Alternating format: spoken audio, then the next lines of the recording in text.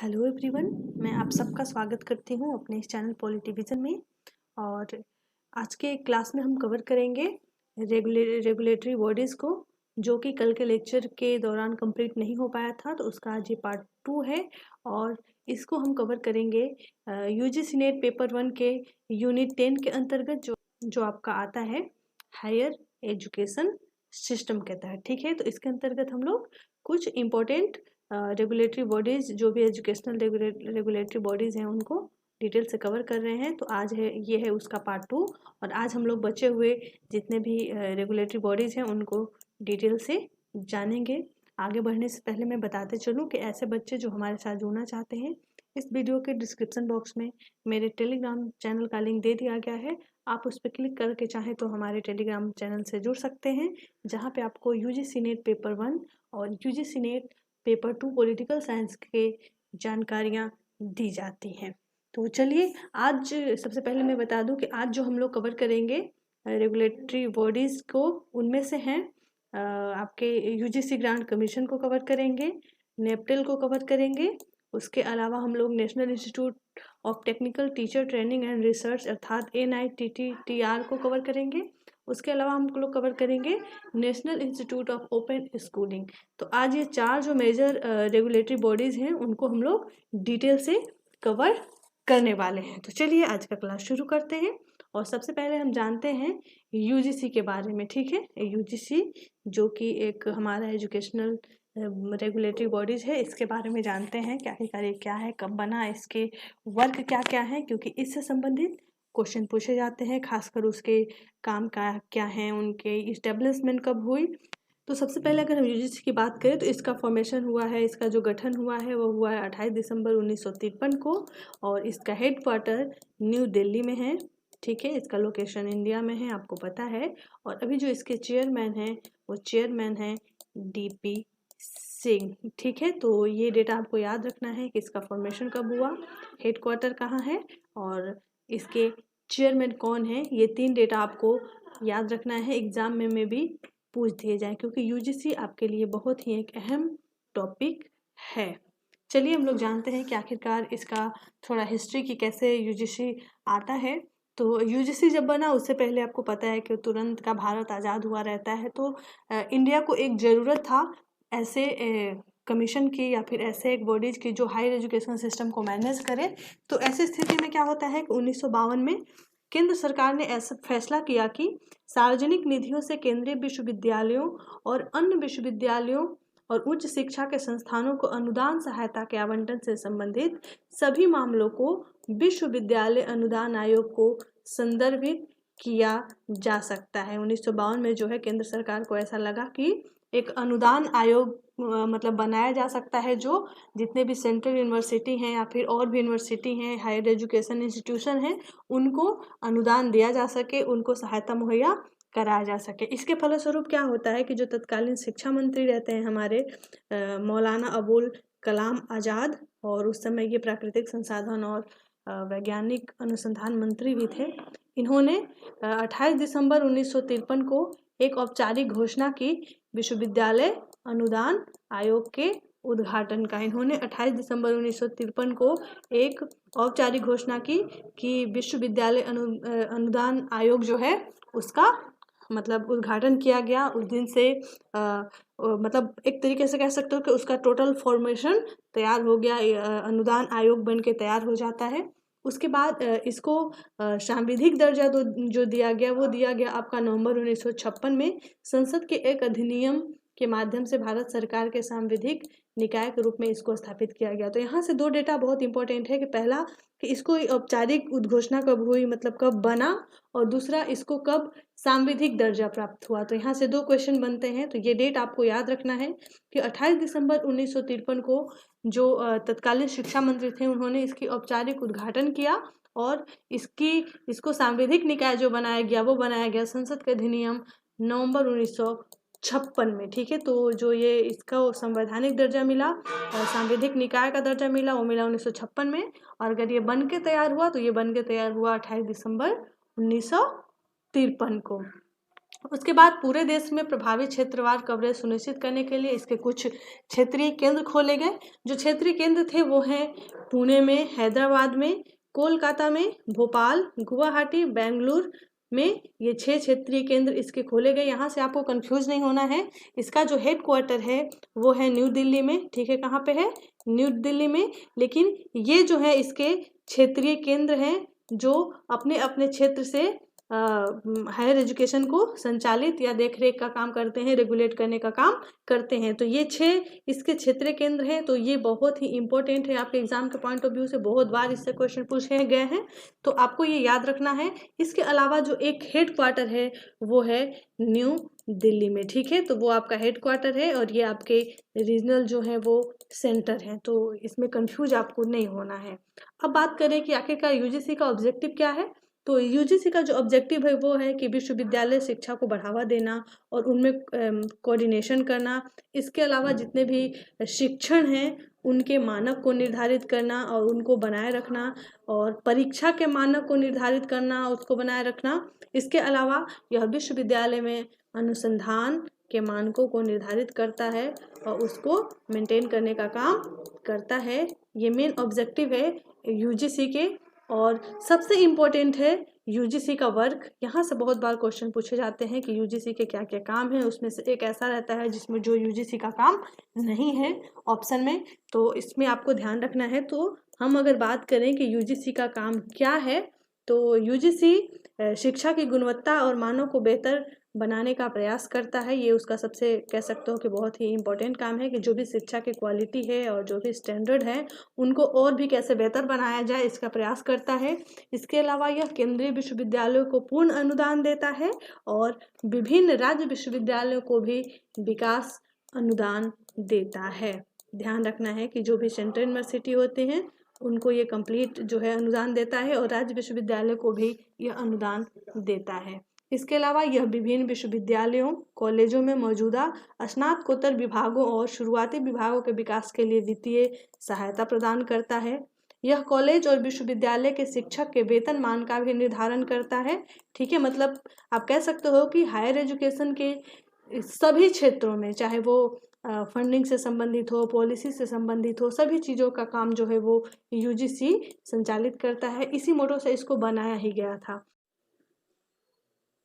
इसके अलावा यह कॉलेज विश्वविद्यालय के शिक्षकों के बीच शोध अध्ययन के लिए फेलोशिप प्रदान करता है। जी हाँ, यह फेलोशिप भी देता है रिसर्च को प्रमोट करने के लिए, रिसर्च को में इनोवेशन और उसको बढ़ावा देने के लिए। यह सेमिनार, कार्यशाला आदि के माध्यम से शिक्षक विनिमय कार्यों को लागू करता है।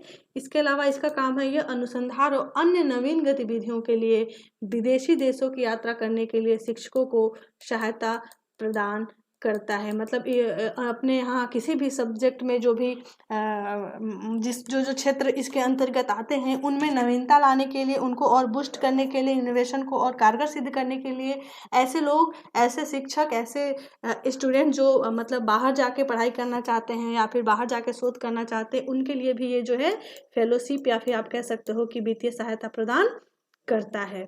यह उच्च शिक्षा में शिक्षकों के शिक्षण मानक विकसित करने के लिए रिपोर्ट, पुस्तकों और पत्रिकाओं को प्रकाशित करता है। ये तो वेल नोन है, आप सब जानते होंगे कि ये भी एक अहम काम है यूजीसी का।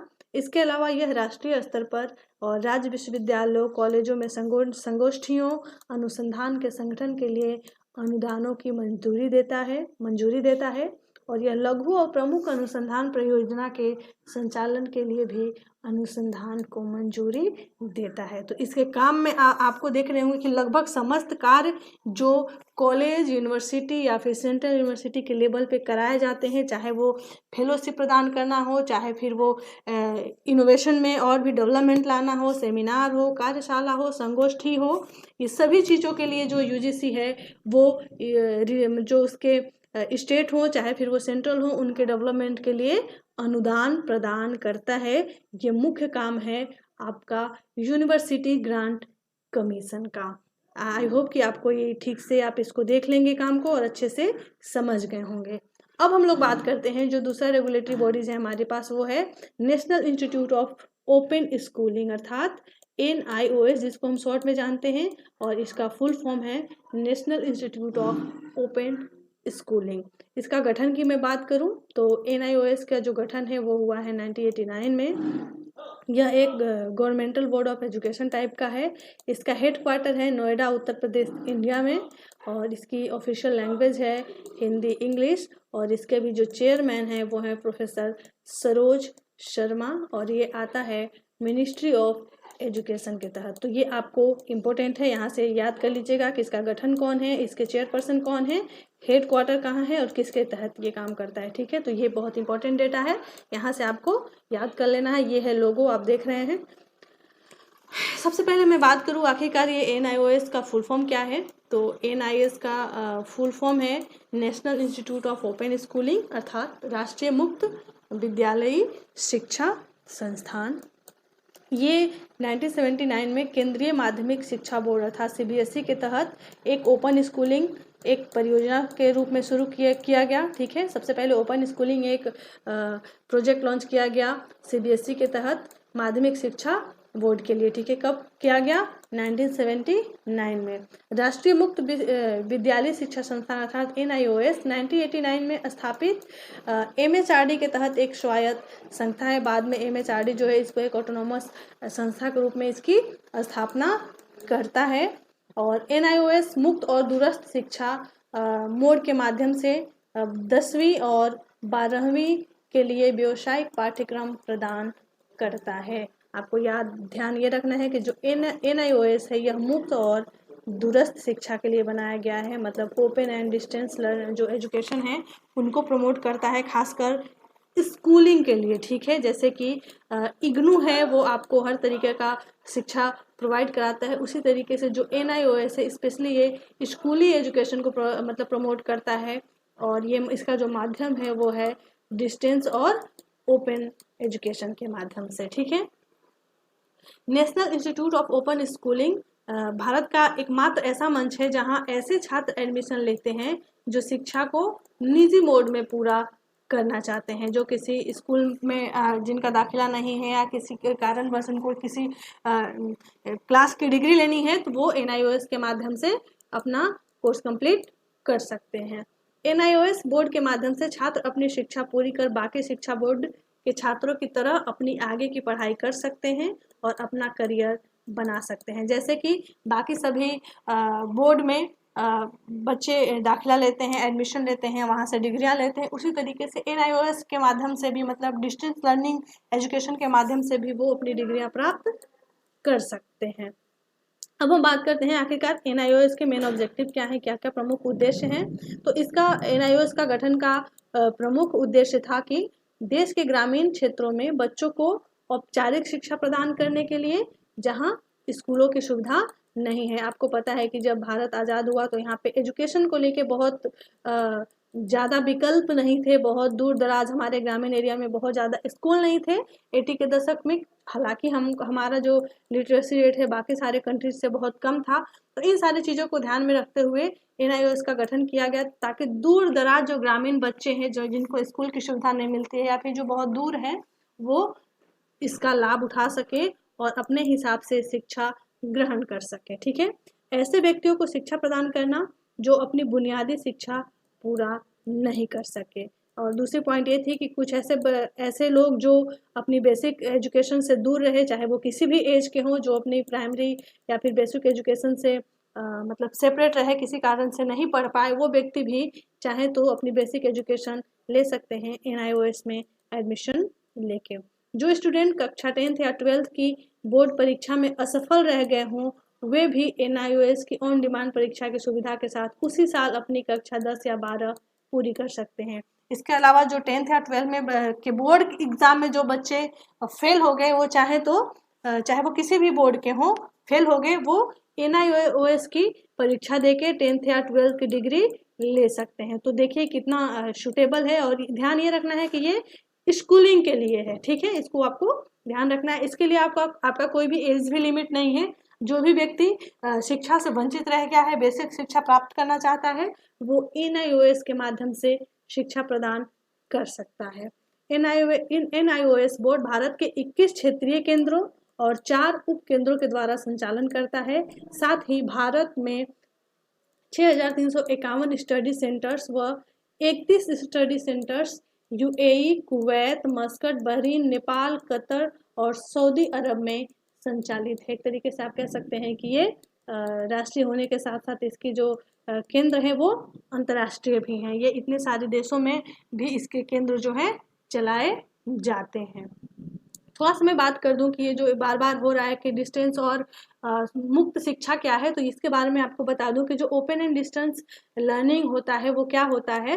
तो मुक्त एवं दूरस्थ शिक्षा जो होता है वह स्व अध्ययन सामग्री और शिक्षार्थियों के गति के आधार पर सुविधाजनक तरीके से शिक्षा के अवसर उपलब्ध कराने की प्रवर्तनकारी संकल्पना है। इसके कहने का मतलब ये है कि डिस्टेंस लर्निंग के द्वारा व्यक्ति खुद से अध्ययन सामग्री के माध्यम से पढ़ाई कर सकता है और शिक्षा को SSLM मतलब सेल्फ लर्निंग मटेरियल के अतिरिक्त PCP मतलब पर्सनल कॉन्ट्रैक्ट प्रोग्राम के जरिए या फिर ट्यूटर मार्क असेसमेंट के रूप में शैक्षिक सहायता उपलब्ध कराई जाती है। मतलब जितने भी ओपन एंड डिस्टेंस लर्निंग वाले स्टूडेंट हैं उनको स्टडी मटेरियल प्रोवाइड कराना, ठीक है, और ट्यूटर मार्क असेसमेंट के तहत इनकी मूल्यांकन की जाती है, इनको शिक्षा, इनको डिग्री प्रोवाइड कराया जाता है। तो ऐसी शिक्षा व्यवस्था जहाँ पे हम रेगुलर क्लास न करके सेल्फ स्टडी, एक तरीके से कह सकते हो तो सेल्फ लर्निंग मटेरियल के थ्रू अपना मूल्यांकन देते हैं, उस पद्धति को हम मुक्त एवं दूरस्थ शिक्षा कह सकते हैं। तो ये था NIOS जो कि स्कूलिंग के लिए बनाया गया है। जो बच्चे मुक्त या मतलब डिस्टेंस लर्निंग करना चाहते हैं, डिस्टेंस लर्निंग में अपनी बेसिक शिक्षा +2 तक प्राप्त करना चाहते हैं, वो NIOS के माध्यम से कर सकते हैं। तो NIOS जो है ऐसी एक रेगुलेटरी बॉडी है जो स्कूलिंग परफॉर्मेंस को देखती है, स्कूलिंग सेंटर को देखती है। उसके बाद अब बात आता है NITTR के बारे में, ठीक है, जो है आपका NITTR, इसका आप लोगो देख रहे हैं। ये भारत सरकार शिक्षा मंत्रालय के तहत ये भी काम करता है। इसका गठन हुआ, इसका हेडक्वार्टर आप कह सकते हो एक बार की चेन्नई में है, और यहाँ पे इसका जो मोर वैल्यूज है वो दिया गया है, quality, team work, openness and transparency, customer focus, social responsibility, जिसके जो है कोर वैल्यूज हैं। और वहीं पे मैं बात करूँ NITTR की फुल फॉर्म का, तो इसका फुल फॉर्म है national institute of technical teachers training and research, ठीक है। और हिंदी की बात करूँ तो हिंदी में इसका है राष्ट्रीय तकनीकी शिक्षण प्रशिक्षण और अनुसंधान संस्थान, ठीक है। और ये संस्थान बनाया गया था जो भारत में इंजीनियरिंग एजुकेशन है उनको रेगुलेट करने के लिए मेनली ये बॉडी का गठन किया गया था। भारत में इंजीनियरिंग शिक्षा प्रणाली की गुणवत्ता में सुधार करने के लिए 1964 में, ये डेट आपको याद रखना है, कब, 1964 में भारत सरकार के मानव संसाधन विकास मंत्रालय के द्वारा राष्ट्रीय तकनीकी प्रशिक्षण और अनुसंधान संस्थान NITTR को चेन्नई को एक स्वायत्त संस्थान के रूप में स्थापित किया गया था। भारत में इंजीनियरिंग एजुकेशन सिस्टम को और भी विकसित करने के लिए, उसमें और भी ज़्यादा इनोवेशन लाने के लिए एक मतलब एक संस्थान बनाया गया जो ऑटोनोमस बॉडी एक तरीके से आप कह सकते हो है, वो है राष्ट्रीय तकनीकी प्रशिक्षण और अनुसंधान संस्थान चेन्नई, जो कि 1964 में इसको बनाया गया। इसकी ऑब्जेक्टिव की मैं बात करूं तो इसका ऑब्जेक्टिव है क्षेत्रीय और राष्ट्रीय स्तर पर इंजीनियरिंग कॉलेज, पॉलिटेक्निक, व्यावसायिक और प्रबंधन शिक्षा सहित तकनीकी शिक्षा के पूरे सरगम को कवर करते हुए क्लाइंट सिस्टम की जरूरतों के अनुसार शिक्षकों के लिए गुणवत्ता प्रशिक्षण कार्यक्रम प्रदान करने के लिए एक केंद्र के रूप में कार्य करना। मतलब इसके तहत इंजीनियरिंग कॉलेज, पॉलिटेक्निक, जो भी कॉमर्शियल, मैनेजमेंट, इसके अलावा जो भी टेक्निकल एजुकेशन के तहत आते हैं उनके शिक्षकों के लिए गुणवत्ता प्रशिक्षण कार्यक्रम प्रदान करना। मतलब वहाँ के फैकल्टी मेंबर को और भी क्वालिटी आधारित जो ट्रेनिंग है उनको देना, उनके लिए यह एक केंद्र का काम करता है। ध्यान में ये रखिएगा कि ये है टेक्निकल एजुकेशन के लिए, स्पेशली इंजीनियरिंग और पॉलिटेक्निक, व्यावसायिक, प्रबंधन और जो भी टेक्निकल एजुकेशन आते हैं उनके टीचर्स को ज़्यादा से ज़्यादा इनोवेटिव रिसर्च में और ट्रेनिंग देने का काम करता है, इसलिए इस केंद्र का गठन किया गया था। इसके अलावा यह इंजीनियरिंग शिक्षा के अंतः विषय क्षेत्र में अनुसंधान को भी बढ़ावा देता है और तकनीकी संस्थानों, इंजीनियरिंग, पॉलिटेक्निक कॉलेज, उद्योग सेवा क्षेत्र और बड़े पैमाने पर समुदाय के समग्र विकास के लिए परामर्श और विस्तार सेवाएं प्रदान करता है। साथ ही साथ वहाँ के फैकल्टी डेवलपमेंट की तो बात ये करता ही है, जो भी टेक्निकल एजुकेशन है उनके। इसके अलावा ये रिसर्च में इंटरडिसिप्लिनरी जो इंजीनियरिंग एजुकेशन है उनमें अनुसंधान को बढ़ावा देने का भी कार्य करता है। और इसके अलावा इंजीनियरिंग, पॉलिटेक्निक कॉलेज हैं, जो भी उद्योग हैं, सेवा क्षेत्र हैं बड़े पैमाने पर, उनके भी विकास की सेवाएं जो है प्रदान करता है। इसके अलावा यह सहकारी शिक्षा योजना पर उद्योगों में तकनीकी और शिक्षकों की प्रशिक्षण की व्यवस्था करना इसका मेन ऑब्जेक्टिव है।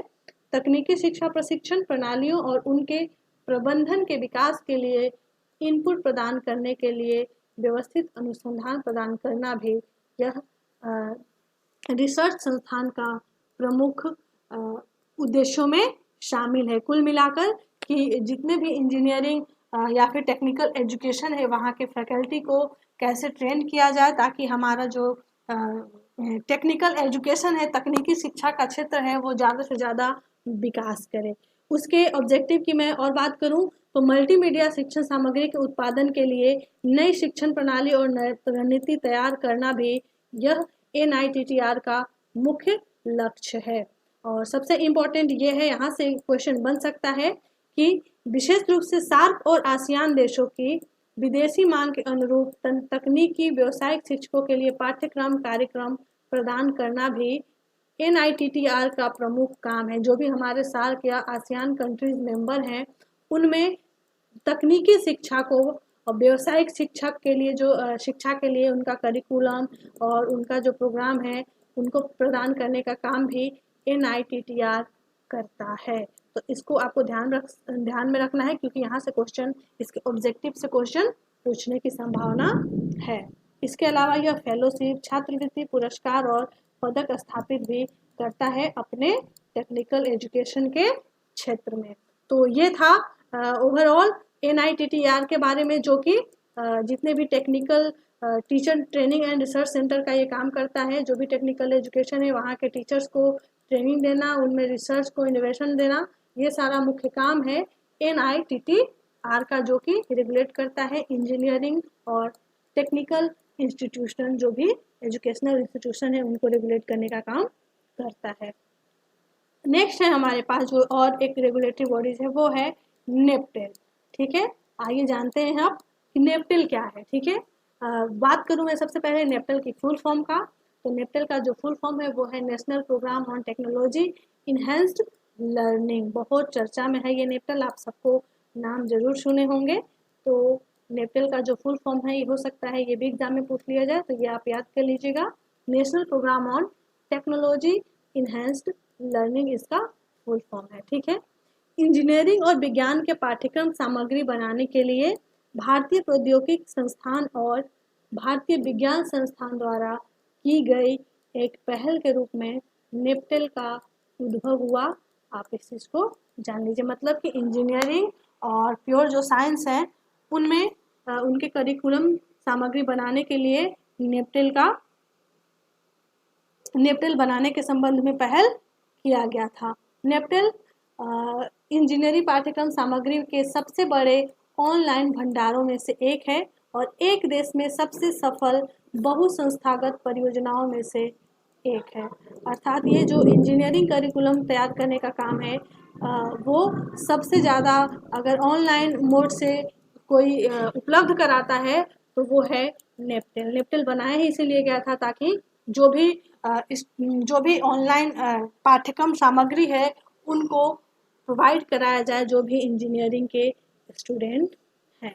नेपटेल इंजीनियरिंग की विभिन्न शाखाओं से संबंधित नई चीज़ों को सीखने, तलाशने और लागू करने का एक ऑनलाइन प्लेटफॉर्म भी है। मतलब जो इंजीनियरिंग की चाहे वो कोई भी शाखा हो, मैकेनिकल हो, इलेक्ट्रिकल हो, उन सभी शाखाओं में नई चीज़ों को सीखने और इनोवेशन करने, रिसर्च करने और उसको एग्जीक्यूट करने के लिए यह क्या है, एक ऑनलाइन प्लेटफॉर्म है। आइए थोड़ा सा बात कर लेते हैं हिस्ट्री की कि आखिरकार नेपटेल कैसे आया। तो 99 में भारत को ज्ञान में समृद्ध बनाने के उद्देश्य से इसको शुरू किया गया, इसकी शुरुआत हुई। कि जो भारत का इंजीनियरिंग क्षेत्र है उसको और भी कैसे समृद्ध बनाया जाए, उनके लिए और क्या क्या इनोवेशन किया जाए। इसके फलस्वरूप जो है इसकी पहल शुरू की गई। इसकी शुरुआत सिर्फ एक कोर्स से हुई थी, ठीक है। नेपटल की जो शुरुआत है वो सिर्फ कोर्स से हुई थी जो इंजीनियरिंग स्टूडेंट के लिए थी, ठीक है। 2003 तक यह बहुत सक्रिय नहीं था। 2003 में 7 IIT बॉम्बे, दिल्ली, कानपुर, खड़गपुर, मद्रास, गुवाहाटी और रुड़की, ये इम्पोर्टेंट है, आपको याद रखना है कि 2003 में हमारे यहाँ के 7 IITs जो हैं, जिनमें बॉम्बे, दिल्ली, कानपुर, खड़गपुर, मद्रास, गुवाहाटी और रुड़की द्वारा भारतीय विज्ञान संस्थान बेंगलुरु को जो है अस्तित्व में लाया गया। जो IISc बेंगलुरु है उसके साथ जो नेपटल है इसको एग्जीक्यूट किया गया, इसको अस्तित्व में लाया गया। अपने पहले चरण जो 2003 से 2009 तक का इसका चरण था, उसमें नेपटल ने वेब वीडियो प्रारूप में 235 ऑनलाइन पाठ्यक्रम विकसित किए थे। जो इनका काम था इंजीनियरिंग क्षेत्र में करिकुलम तैयार करना। तो पहला जो इनका फेज था, पहला जो चरण था जो 2003 से 2009 तक का था, उसमें इन्होंने 235 ऑनलाइन पाठ्यक्रम विकसित किए थे। जबकि इनका दूसरा चरण जो 2009 से 2014 तक था, उसमें वेबसाइट पर खोज से संबंधित नई सुविधाओं के साथ इन्होंने 600 वेब और वीडियो पाठ्यक्रम रिकॉर्ड किए गए थे। तो एक तरीके से हम कह सकते हैं कि नेपटल के बनने के बाद से जो इनका ऑनलाइन करिकुलम था उसमें धीरे धीरे वृद्धि ही आई थी, ठीक है। और 2014 के बाद इसको ज़्यादा सफलता मिलने लगा नेपटल के कोर्सेस को। अब बात करते हैं कि आखिरकार ये ऑब्जेक्टिव क्या है नेपटल का।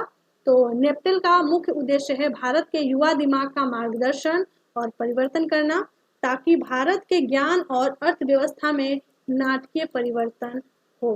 क्योंकि आपको पता है कि भारत के अंदर रिसर्च और इनोवेशन से संबंधित बहुत ज़्यादा जोर दिया जा रहा है, क्योंकि हम सारी चीज़ें जो हैं वो बाहर से इंपोर्ट करते हैं। तो इस अवस्था में जोर दिया जाता है कि सारी चीज़ें स्वदेशी हों, और स्वदेशी बनने के लिए जब तक हम रिसर्च और अपने इंजीनियरिंग को मजबूत नहीं करेंगे, हमारा जो इकोनॉमी है वो बहुत ज़्यादा बूस्ट नहीं होगा। तो उसके लिए ज़रूरी है कि हम ऑनलाइन मोड में इन सारी चीज़ों को हासिल करें। इसके अलावा इसका उद्देश्य है कि उच्च शिक्षा, व्यावसायिक शिक्षा, दूरस्थ शिक्षा और निरंतर और मुक्त सीखने पर ध्यान केंद्रित करना। ये जो भी हायर एजुकेशन है, कमर्शियल है, डिस्टेंस लर्निंग है, इन सबको ऑनलाइन प्लेटफॉर्म पे लेक्चर प्रोवाइड कराना, अर्थात आप कह सकते हो कि करिकुलम उसका तैयार करना, उसको मेंटेन करना, उसको प्रोवाइड कराना।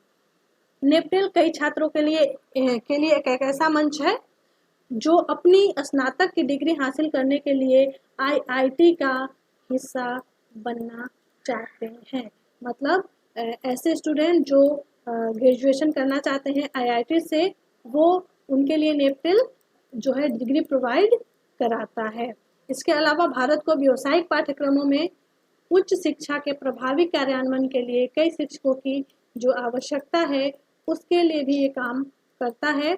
इसके अलावा इसलिए युवा और अनुभवहीन शिक्षकों को उनकी शैक्षणिक जिम्मेदारियों को प्रभावी ढंग से निभाने में सक्षम बनाने के लिए प्रशिक्षण के तरीके बहुत जरूरी है। तो ये ऑनलाइन एक तरीके से जो करिकुलम तैयार करता है, इससे हायर एजुकेशन और उसके फैकल्टीज को भी अधिकतर लाभ पहुंचाने का लक्ष्य रखा गया है।